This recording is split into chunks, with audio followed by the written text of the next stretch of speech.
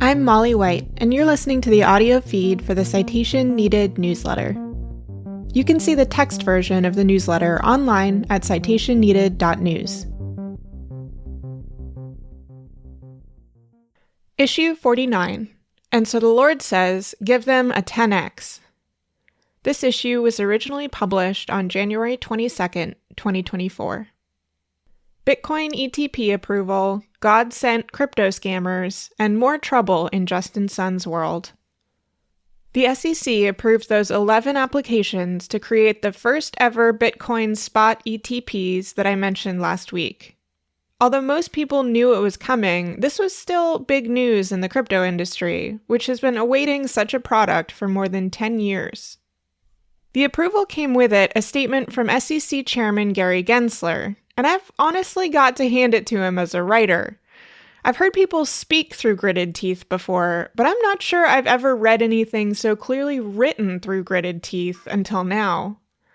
With all the sincerity of an apology that starts with, "My mom said I have to apologize," Gensler announced the approval, which he voted for, explaining that the SEC was left with little choice but to approve the applications after an appellate court overturned a previous rejection decision. He ended his statement with a firm condemnation of Bitcoin. Though we're merit neutral, I'd note that the underlying assets in the metals ETPs have consumer and industrial uses, while in contrast, Bitcoin is primarily a speculative, volatile asset that's also used for illicit activity, including ransomware, money laundering, sanction evasion, and terrorist financing. While we approved the listing and trading of certain spot Bitcoin ETP shares today, we did not approve or endorse Bitcoin. Investors should remain cautious about the myriad risks associated with Bitcoin and products whose value is tied to crypto. 3 other SEC commissioners also issued statements. The historically crypto-loving Hester Peirce celebrated the approval and condemned her own agency for taking so long to get around to it. Similarly, Mark Ueda spoke positively about the approval while criticizing the SEC's process. Caroline Crenshaw, who voted against the approval, issued a strongly critical statement, writing that the agency's, quote, actions are unsound and ahistorical, and worse, they put us on a wayward path that could further sacrifice investor protection. You would not imagine my surprise when I noticed she'd cited my work in her dissenting statement. Jaime Lizarraga also dissented, but did not issue a statement of his own. Trading opened on Thursday, January 11, and there was indeed substantial early interest, although some of the reported billions in trading consisted of investors pulling funds out of the long-standing GBTC, or Grayscale Bitcoin Trust, which was converted from a trust into an ETP as a part of these approvals. Previously, GBTC holders had no option to redeem the bitcoins held in the fund. Now that they do, people are cashing out. Some are taking profits on a trade that was basically a bet on the GBTC conversion being approved. Buy the GBTC shares prior to approval when they were still trading at a discount to Bitcoin, then redeem and sell the Bitcoin post-approval. Or just sell the GBTC shares, which are no longer trading at that discount. Others seem to be leaving GBTC in order to reinvest their funds into the new, competing ETPs that offer lower fees. Bitcoin futures ETPs also saw some outflows. The industry seems pretty split on whether the Bitcoin ETPs were the runaway success many had predicted. Those who confidently predicted massive price surges on the fund's approval have either been disappointed or, more commonly, come up with reasons why the Bitcoin price hasn't surged yet, but soon will. Much like doomsday predictors, those who confidently predict Bitcoin prices are rarely stymied when their prediction dates pass by unfulfilled. Bitcoin price movement has looked pretty normal since the ETP approval. It's down somewhat, but that's not unusual for an asset class that constantly fluctuates. As far as price is concerned, the reaction to the ETP news was a resounding meh. Many insist that it's far too early to evaluate the ETP's success or failure, and I agree. And they say that massive institutional and layperson adoption is just around the corner. I'm not so sure on that one. A portion of my writing from the last issue was quoted in a CoinDesk piece about industry reactions to the ETPs, and I just had to highlight one other quote in there. It was as if I was reading my own writing, except this appears to be completely genuine, rather than dripping with sarcasm as it would have been out of my own mouth. Anil Lula, the CEO of Delphi Digital, said, "Now the process will be straightforward to buy Bitcoin for retirement accounts with much lower fees. Today is the last day ever where the only people incentivized to shill BTC and crypto are us and the community. Tomorrow, all these ETF issuers will have teams of people incentivized to call our parents and grandparents up to talk about Bitcoin. God help us all, and especially our grandparents." In the courts. Sam Bankman-Fried's retained some new lawyers to his team as he prepares for his sentencing hearing, Mark Mukasey and Tori Young, both from a law firm called, you guessed it, Mukasey Young. Mukasey is a former federal prosecutor who previously worked on white-collar cases, including the defense of Trevor Milton, the fraudster sentenced in December to 4 years in prison for lying about non-existent technical achievements by his Nikola electric car company. Mukasey has also participated in some high-profile political litigation and was once described as, quote, the lawyer at the center of the Trump universe, end quote, before apparently stepping back from that role.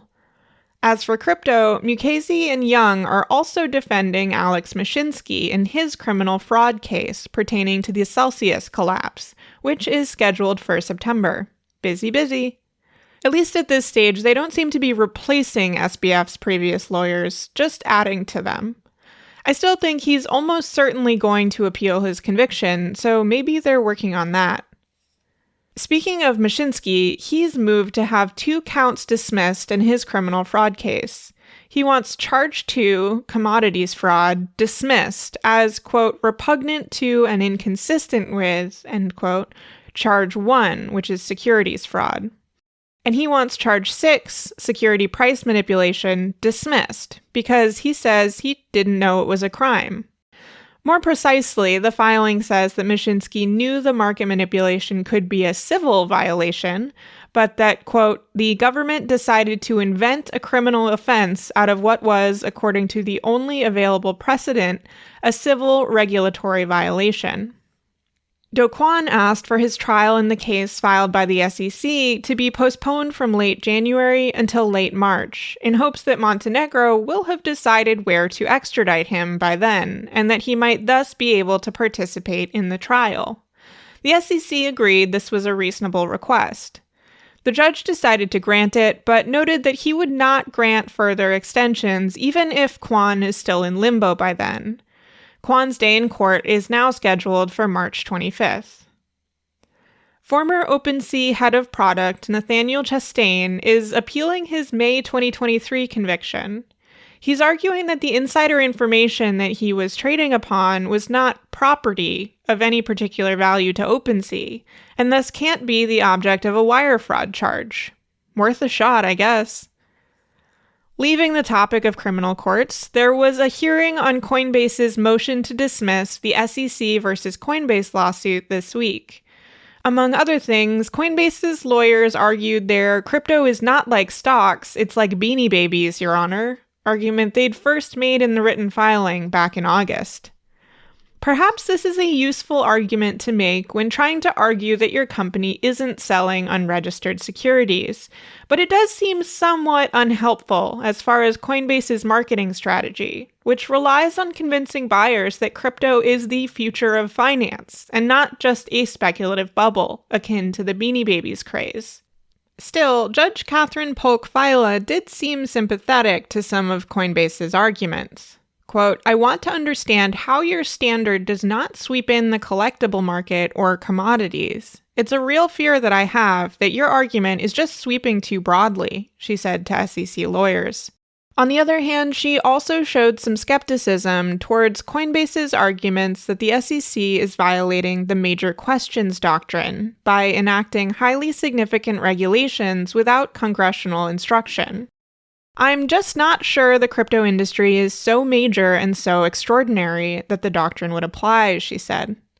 FILA didn't make any decision on dismissal during the 5-hour-long hearing. Class action litigants are having the same kind of trouble serving soccer star Cristiano Ronaldo in their lawsuit over his Binance promotion, as did the class action litigants in serving Shaquille O'Neal in the lawsuit relating to his FTX promotion. Shaq was finally located and served at his home in Atlanta. Litigants are trying to get the courts to allow them to serve Ronaldo, who owns at least 6 homes but doesn't seem to live in any of them, through less traditional means, like via tweet. In bankruptcies, an independent examiner will be appointed in the FTX case, after the Third Circuit overturned Judge Dorsey's decision not to appoint one. Dorsey was mostly concerned at the potential cost of an investigation that could be duplicative with FTX's own efforts, and which he estimated would be north of $100 million. Although creditors had broadly agreed with this decision, not wanting to see their payouts dwindle even further than they already have thanks to the exorbitant costs of the bankruptcy case, the U.S. trustee has been pushing hard for it, arguing that the bankruptcy judge was required to appoint an independent examiner because of a clause in the U.S. Bankruptcy Code seeming to mandate one in cases where one's requested and where debts exceed $5 million. When the appeal was first filed, the trustee was joined by a group of law professors who filed a spicy amicus brief raising concerns about the debtor's ability to investigate themselves and about possible malfeasance by Sullivan and Cromwell, a prominent law firm that has provided services to FTX before and after its collapse. The Third Circuit has agreed with the trustee's interpretation of the statute. They've also pointed out that an examiner could be useful to shed light on common cryptocurrency industry practices, and they called out specifically the practice of companies using tokens they create to boost their own valuations. In the opinion, they wrote, "The collapse of FTX caused catastrophic losses for its worldwide investors, but also raised implications for the evolving and volatile cryptocurrency industry. For example, an investigation into FTX Group's use of its own cryptocurrency tokens, FTT, to inflate the value of FTX and Alameda Research could bring this practice under further scrutiny, thereby alerting potential investors to undisclosed credit risks in other cryptocurrency companies." I was delighted to see this call out because they're practically repeating the calls for scrutiny I made in an op-ed for the New York Times in November, where I tried to call attention to this very practice. There, I wrote, "What prosecutors never focused on in the FTX trial is the practice that helped generate that enormous loss, which is similar to the practice that propped up FTX and Alameda. Pumping up the price of a token with no real value behind it and using that inflated valuation to lay the foundation of a business's balance sheet or to borrow dollars. I believe that the same practice is still propping up vast swaths of the cryptocurrency industry today. Not only are crypto firms operating with massive undisclosed credit risk, they have also often managed to sidestep that kind of outside scrutiny that might have been invited by more traditional funding models. And when a business funded in this way collapses, or in FTX's case, explodes because of fraud, it is the people who've given up their money for a whole bunch of nothing who suffer. While I do understand the concerns over the cost of an additional investigation, I am glad to see an independent examiner being installed, and I am very much looking forward to their report. For a taste of what these reports look like, you might enjoy my writing on the one that came out of the Celsius bankruptcy last year. Meanwhile, the bankruptcy court is also being inundated with objections to a motion FTX filed that would allow them to estimate the values of digital assets involved in the case based on their dollar prices at the time of the bankruptcy filing. Although I don't think approval of this motion would actually explicitly grant FTX the right to eventually repay creditors in dollars rather than in kind, it does seem like a step in that direction, and that has creditors very worried. Although it's pretty standard for asset prices to be estimated in dollars based on the price at the petition date, this has been enormously unpopular among creditors in crypto bankruptcy cases who generally want their crypto back, not those filthy dollars. It really doesn't help that crypto prices have generally rebounded since November 2022, meaning people are looking at getting back about $16,800 per Bitcoin instead of today's $41,700. Had prices gone in the other direction, I suspect there might be fewer objections, although perhaps the FTX bankruptcy team would also be more amenable to in-kind repayments in that case. Many of the objections are identical to one of two form letters that must be going around for people to print and sign. And most are letters, form or otherwise, from individual creditors without any lawyer's involvement, meaning there are some somewhat entertaining gems in there, such as the person warning the judge that their language might be inexact and unlawyerly, quote, "since I am a normal person." Other bigger and belawyered groups, including Avalanche, Oros, Layer Zero, and the liquidators for Three Arrows Capital, have also registered objections. If you're in the market for luxury property in the Bahamas, as I'm sure many readers of this newsletter are, a few more options might hit the market pretty soon. FTX has filed a motion to be allowed to sell various properties, including the penthouse-turned-nerd commune known as the Orchid. Also on the list are various other condos in the Albany Resort Complex, some office suites, and a property in the gated community of Old Fort Bay, the same community where Bankman-Fried's parents signed the documents for a beachfront home. Speaking of Sam Bankman-Fried's parents, Joe Bankman and Barbara Fried have asked the court to dismiss the adversary lawsuit against them from FTX, which claims that the millions of dollars their son's companies sent to them were fraudulently transferred and, in Bankman's case, were a breach of fiduciary duty. They're arguing that Bankman had no such fiduciary duty and that both parents lacked the requisite intent with respect to the fraudulent transfer claim.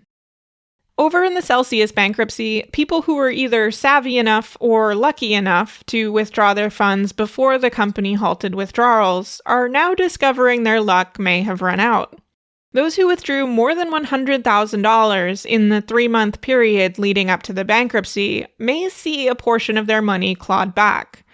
They would then join the group of creditors who are hoping for some, but likely not all, of that money back. In governments and regulators. The United Nations called out Tether, and particularly Tethers issued on the Tron blockchain, as a major player in money laundering and other criminal activity in Southeast Asia.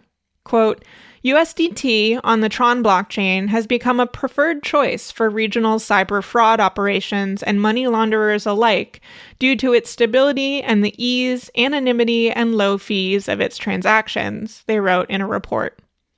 They cited an audit by Bitrace, which found around $17 billion in Tether transactions connected to illicit activity between September 2022 and September 2023. Tether is, of course, disappointed in being, quote, singled out in the report, and whipped out the "you just don't understand the technology" argument. CBDCs, or central bank digital currencies, are becoming a topic on the campaign trail in the United States. Although they'd been condemned by some of the various unlikely hopefuls for the Republican nomination in the past, Donald Trump himself brought them up at a campaign rally in New Hampshire, pledging that he would never allow such an example of government tyranny. Something that, by the way, has not actually been seriously proposed in the US. However, it's unlikely that his audience actually knows altogether that much about CBDCs and what they would entail. Instead, the idea has become more of a broad metaphor for government overreach, particularly given that China is among the countries to have introduced one. I suspect we'll keep hearing about CBDCs in the lead up to the presidential election, though I doubt the discussion will be much of actual substance and instead will remain shorthand for big government trying to take away your financial self-sovereignty. To be clear, I'm not a huge fan of CBDCs as they've generally been described either, but I do prefer my conversations to actually involve the topic at hand, rather than using that topic as a vague metaphorical allusion to a shadowy big bad. Over in the regulatory world, there's now an investigation into the Twitter account compromise that enabled the fake tweet from the SEC's Twitter account that prematurely announced the approval of the Bitcoin spot ETPs. The FBI is now helping out too. Evidently, the SEC never bothered to turn on two-factor authentication, allowing an attacker to SIM swap the account. Elsewhere in crypto, the cold snap in Texas seems to have had a noticeable impact on the Bitcoin hash rate. Due to miner curtailment, the practice in which crypto mining firms are paid to stop mining during periods of high electricity demand that often accompany temperature extremes, the Bitcoin hash rate dipped around 34%. The British actor who played the role of the fake Hyperverse CEO has apologized for his part in the scam, saying that he was assured by his agent that, quote, "Many people do this in the business. This is perfectly normal." His agent might not be far off. Deception in the crypto industry is pretty normal. He was paid $5,000 and got a free suit for his troubles. The Web3 is going just great recap. There were 12 entries between January 10 and January 20, averaging 1.1 entries per day. $21.3 million was added to the grift counter. Your Honor, God told me to start a crypto scam. A pastor for an online ministry in Colorado, Eli Regalado, and his wife were just charged by the state's securities division for allegedly taking more than $1.3 million of the money he raised from the Christians he targeted for his index coin crypto scam. He's not the first person to try to combine prosperity gospel and cryptocurrency, but he sure is among the most forthright about it. He released a video to the followers of his index coin project to try to explain what had happened, saying, "So, the charges are that Caitlin and I pocketed $1.3 million, and I just want to come out and say that those charges are true. So there's been $1.3 million that's been taken out of, I think it was a total of $3.4 million. But out of that 1.3, $500,000 went to the IRS, and a few $100,000 went to a home remodel that the Lord told us to do." And on the 8th day, the Lord said, "Let there be granite countertops." The whole video is 9 minutes long, but I made a quick supercut of some of the highlights, which you can find on YouTube. I'm also going to put a few of the best quotes right here for the audio listeners. And so the Lord says, give that to them, but also give them a 10x. And I'm like, well, where's this liquidity going to come from? And the Lord says, trust me. As money was coming in, we were sowing. Money would come in, we'd tithe, we sow, more money would come in. And so we were just always under the impression that God was going to provide, that the source was never ending, that God was doing a new thing, and that we had nothing to worry about. What we're praying for, and what we're believing for still, is that God is going to do a miracle. God is going to work a miracle in the financial sector. He's going to bring a miracle into index coin. The charges are civil, so Regalado isn't yet facing any jail time. Perhaps he should add avoiding criminal charges to the list of miracles he needs to be praying for. His scam victims, meanwhile, seem to mostly believe his claims that he was just doing what God told him to do. Either that, or God also told him to make some fake replies to his video. True USD depegs. Avid readers of this newsletter, and of Web3 is going just great, will already know that the various projects Justin Sun pretends not to be closely connected to have had a tough few months. First, his Poloniex exchange was hacked for $120 million on November 10.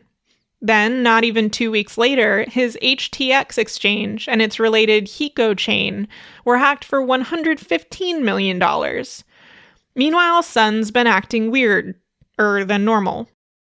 Concerns about Sun-affiliated projects didn't help matters when TrueUSD's supposed real-time reserves attestations were paused because the systems behind them began reporting that liabilities exceeded assets. TrueUSD quickly came out with a statement that this was just a system malfunction, then deployed a new system to try to assuage the concerns. But concerns did not seem to be assuaged. All of these factors, combined with some mining activity on Binance Launch Pool that reportedly created some arbitrage opportunities, have contributed to TrueUSD losing its intended dollar peg. Prices slipped below 99.5 cents on January 15 and have largely remained below 99 cents since then, at times dropping as low as 97.3 cents. For stablecoins, even a 1 cent dip is bad news, and larger deviations, especially for days-long periods, is pretty devastating. Everything else. The CFTC filed a complaint against DebiX for using romance scam tactics to steal at least $2.3 million. Luis Rubiales' NFT launch condemns radicalism and feminist extremism and describes an alleged assault as a small mistake. $2.7 million disappeared from funds meant to compensate Hector Networks investors. The Socket service and its Bungee bridge suffered a $3.3 million theft. GameStop announced it'll be shutting down its NFT marketplace. The Harmony blockchain encountered an infinite mint bug, and now accusations of wrongdoing are flying. Genesis announced it will settle with New York for $8 million.